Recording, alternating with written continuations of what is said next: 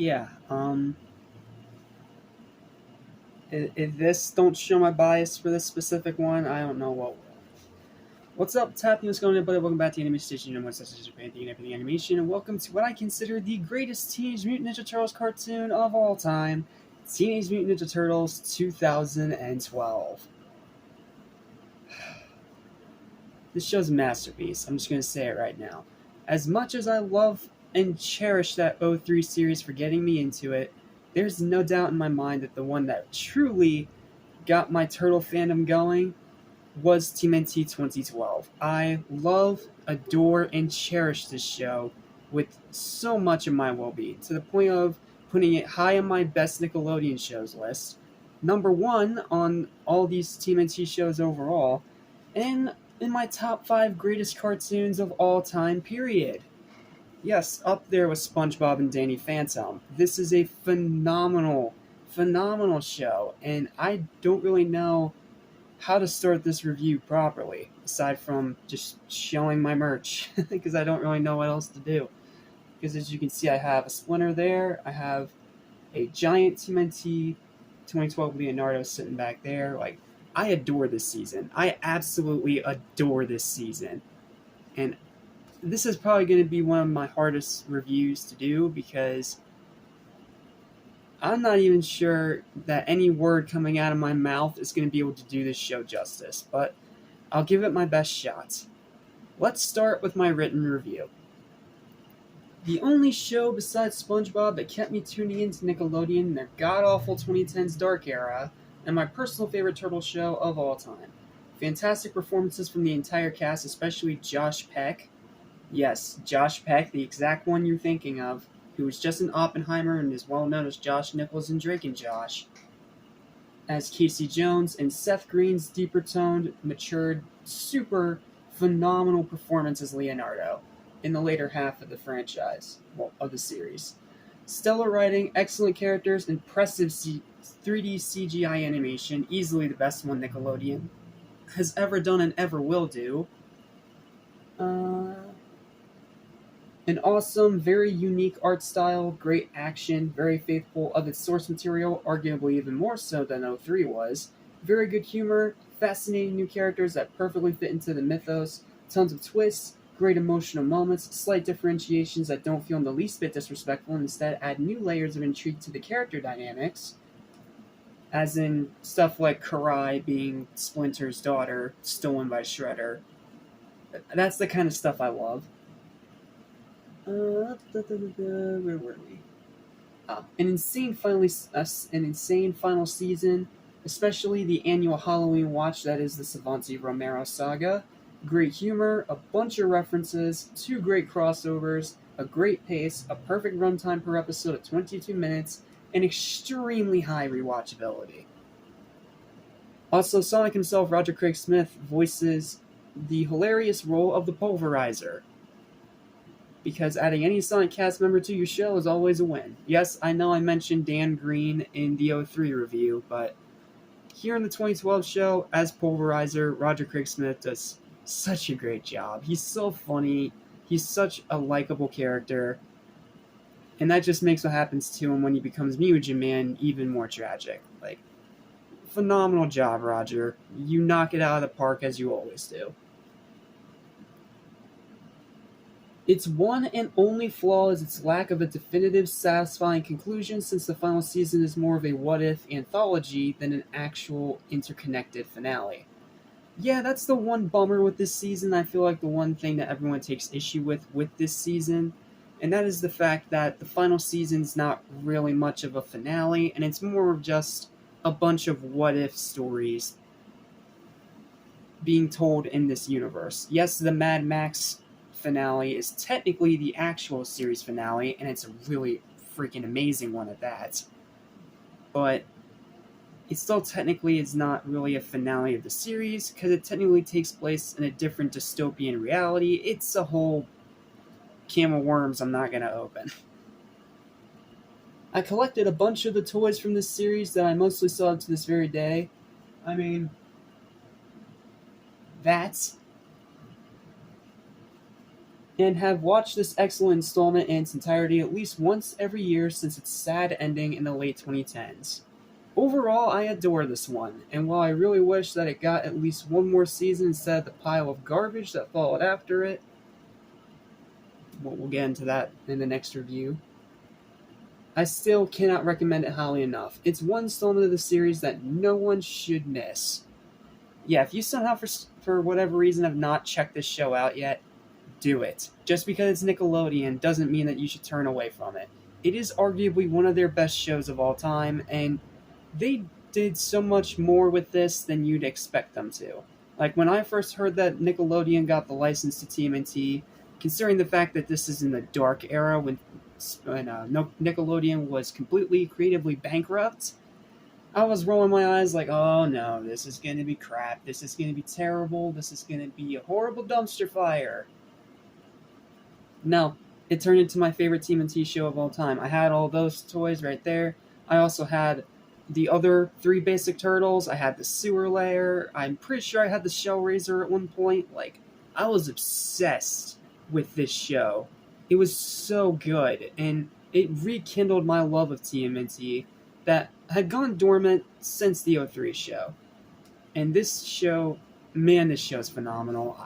We gotta talk about the voice cast. Sean Ashton as Raphael. Yes, the dude from Lord of the Rings, and he does an amazing job. Rob Paulsen as Donatello. Leads into a hilarious in-joke in the Transdimensional Turtle special, which is getting its own review. Because it needs its own review.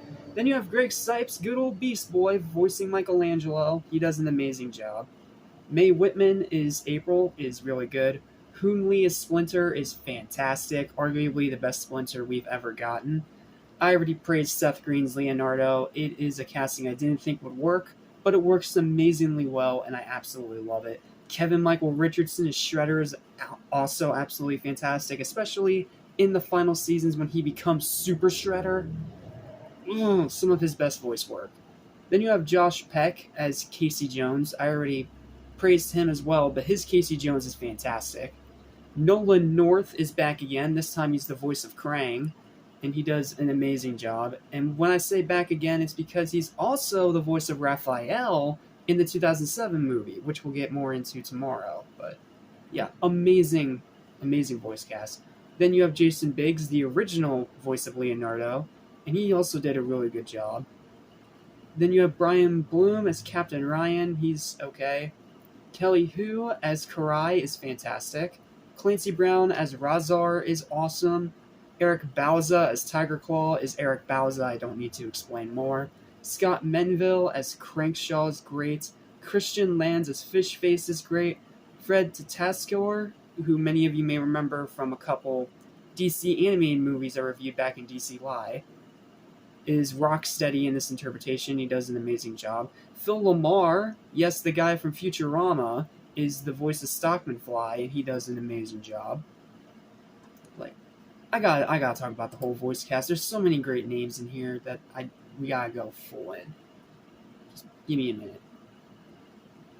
JB Smoove was Bebop in this version. He's fantastic. David Tennant is a great Fugitoid.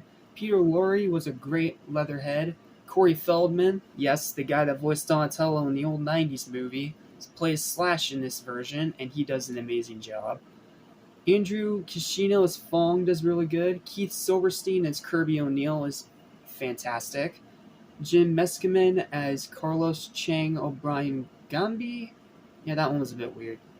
Then, in between Jason Biggs and Seth Green was Dominic Cantrambone, who voiced Leonardo in 8 episodes in 2014. He did a great job, even though he was an in-between VA. He still did an amazing job. Michael Dorn's Captain Mozor is great. Kate Micucci is great in this version as Irma, and they actually did a really nice twist with this Irma I don't even want to spoil. And let me just say it right now. League's better than the one in the 87 show. Peter Stormare as Lord Dreg, way better than the 87 show. Tom Kenny as Doc Rockwell is amazing. Yes, SpongeBob's in this series. Just keep on piling on those credits. Ashley Johnson is Renette in this version. I didn't really talk about Renette much in my 87 retrospective because there were just so many other things I had to discuss.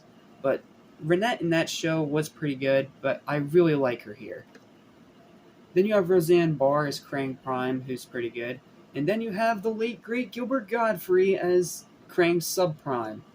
And in the Transdimensional Turtle special, when we see Krang interact with Krang Subprime, it's just comedy gold. Then you have Grant Moniker, who was the voice of the Mummy, Cassandra Peterson, the voice of Miss Campbell, Gwendolyn Yo, Graham McTavish, Keith David, yes, Spawn, is the voice of Salamander. Then, of course, you have the return of the old 87 Turtles with Cam Clark, Townsend Coleman, Barry Gordon, and, of course, Rob Paulson.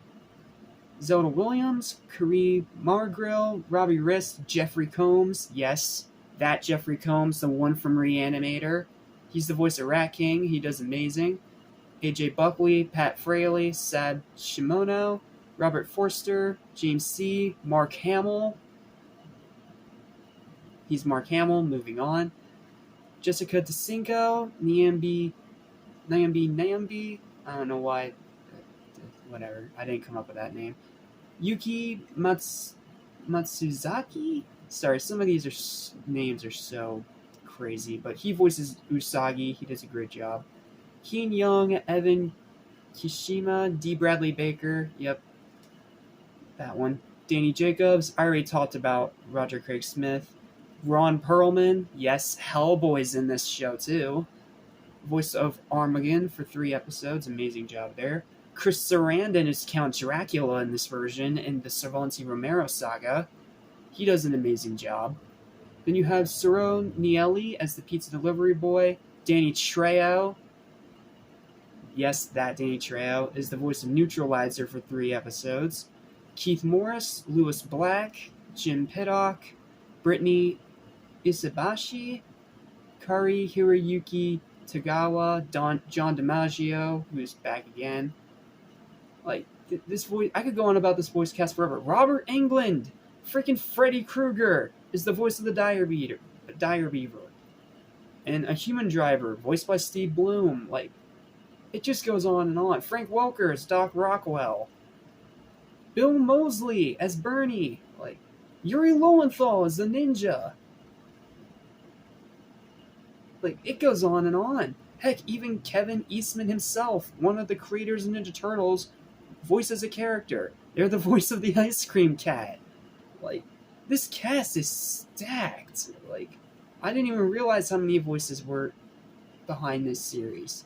But looking at it now, that's insane. The cast is absolutely just stacked. And then, of course, Laird and Eastman also wrote a good bit of episodes, so just like 03, that helps it be very true to its original source material.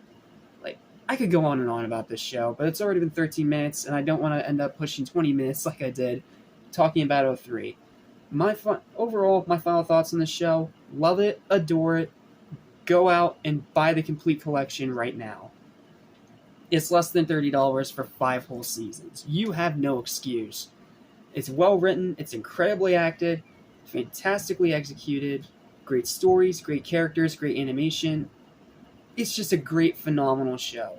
If it weren't for that little bit of lack of a definitive finale, this would be a 10. It's that close. But as it is, it's a phenomenal show, and I cannot praise it highly enough.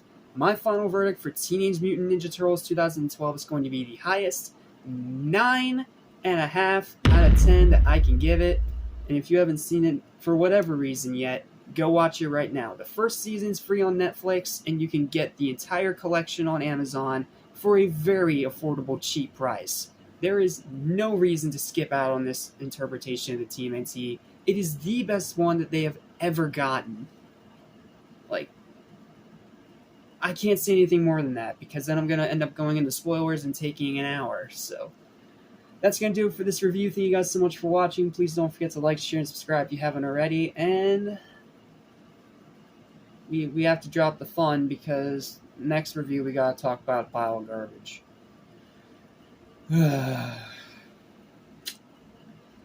So, thanks for watching. I'm Jack Small of Animation Station, and I'll see you for Rise of the TMNT. Cowabunga! Let's just get it over with. See you then. Yeah.